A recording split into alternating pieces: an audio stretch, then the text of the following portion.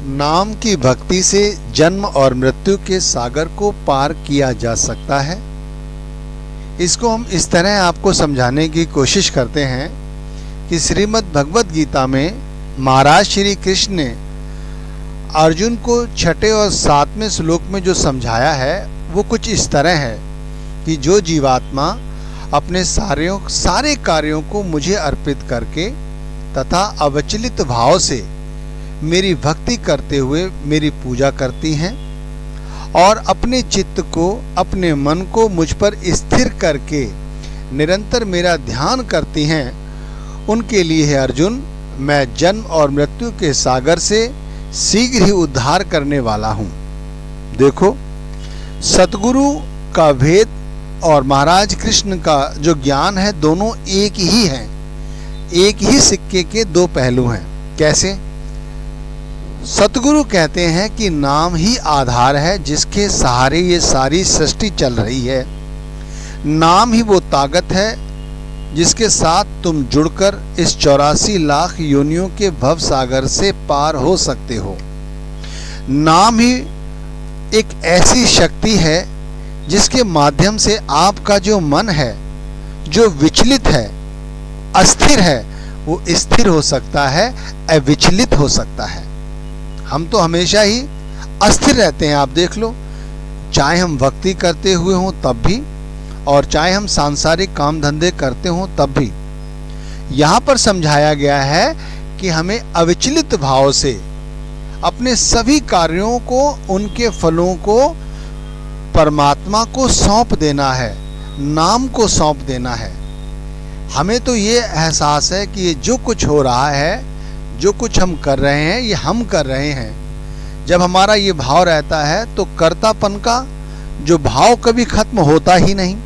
इसीलिए तो हम जीवन के अंतिम क्षणों में भी, जब हमारी मृत्यु की दिशा या दशा होती है, उस समय भी ये कर्तापन हमारे से नहीं जाता। जबकि गीता कहती है, भगवद गीता में समझाया जाता है कि कर्ता से अकर्ता श्रेष्ठ है।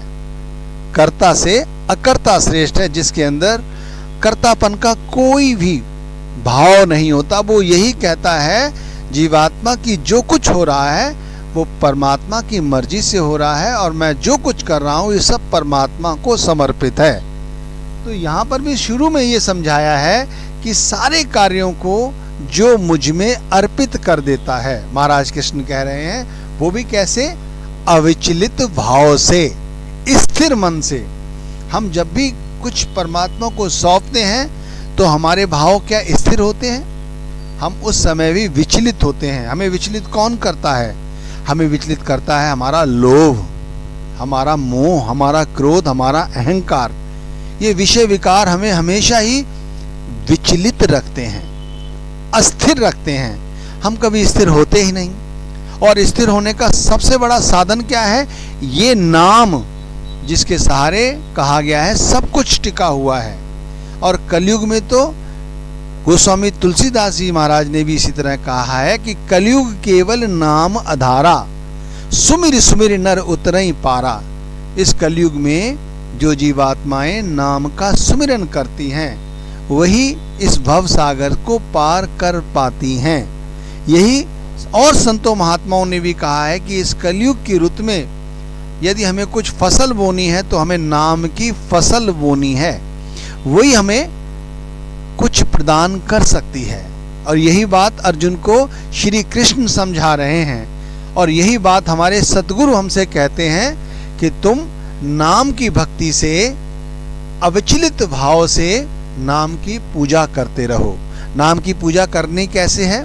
हमें अपने सतगुरु द्वारा दिए गए नाम पर विश्वास करते हुए उसका सिमरन करना है और अपने ध्यान को आज्ञा चक्र पर स्थिर करना है, जिससे हम विचलित ना हो, हमारे भाव अविचलित रहें और निरंतर परमात्मा का ध्यान करते रहें, सदगुरु का ध्यान करते रहें। अब ध्यान कैसे होगा? ध्यान रखिए, जब हम नाम का सिमरन करते हैं तो हमारा धीरे धीरे सिमरन पक जाता है, यानी जो हमारा ध्यान है वो आज्ञा चक्र पर ठहर जाता है। जब आज्ञा चक्र पर हमारा ध्यान ठहरता है तब वहां पर जन्म होता है धुन का, और वो धुन जो है वो हमारे को विचलित अवस्था में कभी भी सुनाई नहीं देती। अगर कहीं जल भरा हुआ है, आप उसमें कोई पत्थर फेंको तो जल कैसा होगा, वो एकदम से अस्थिर हो जाएगा। इसी तरह हमारे यदि अंदर संसार की कामनाएं हैं तो हम चाहे कितना भी सिमरन करते रहें, लेकिन हमारा जो ख्याल है वो 9 द्वारों के जरिए ही दुनिया में फैलता रहेगा। हमारे आज्ञा चक्र पर एक 10वां द्वार भी है, 10वीं खिड़की भी है जो हमारे अंदर खुलती है। वो कब खुलेगी? जब हम अविचलित भाव से इस समस्त कामनाओं का त्याग करके अपने आप को स्थिर करते हुए, ध्यान को स्थिर करते हुए उस परमात्मा के नाम के साथ अपनी आत्मा को जोड़ने की कोशिश करेंगे, तब हमारे को ये प्राप्त होगा। कहा गया है कि ये जो 84 लाख योनियों की जियाजून है, ये बड़ी ही विकराल है, बड़ी ही कष्टदायक है। पता नहीं किस योनि में हमें दोबारा से जन्म लेना पड़ता है, तब कहीं जाकर हमें यह मनुष्य तन प्राप्त होता है। और इस मनुष्य तन में हमें वक़्त के कोई पूर्ण संत सतगुरु ही हैं जो नाम का दान दे सकते हैं। ध्यान रखिए, नाम का दान दे सकते हैं, और ये नाम ही वो ताकत है, वो शक्ति है जिसके सहारे से हम ये संसार रूपी भवसागर पार कर सकते हैं। और भवसागर कैसे पार किया जा सकता है?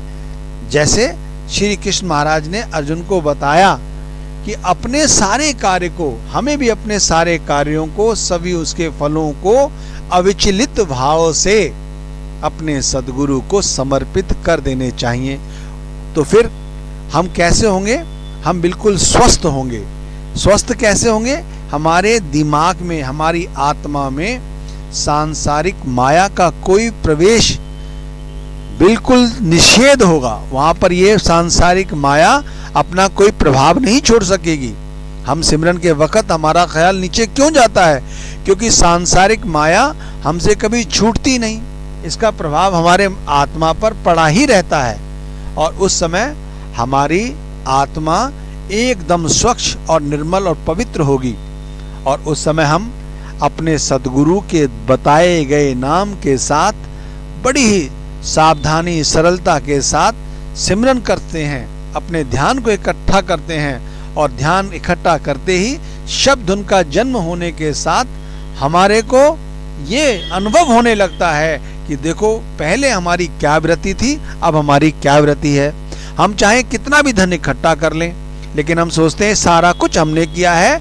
कर्तापन का जो मैंपन है वो कभी खत्म होता ही नहीं, और जैसे ही मैंपन का खत्म होता है, कर्ता से अकर्ता श्रेष्ठ माना गया है, और जैसे ही हम अकर्ता बनते हैं, ये सब कुछ सद्गुरु का हो जाता है, परमात्मा का हो जाता है।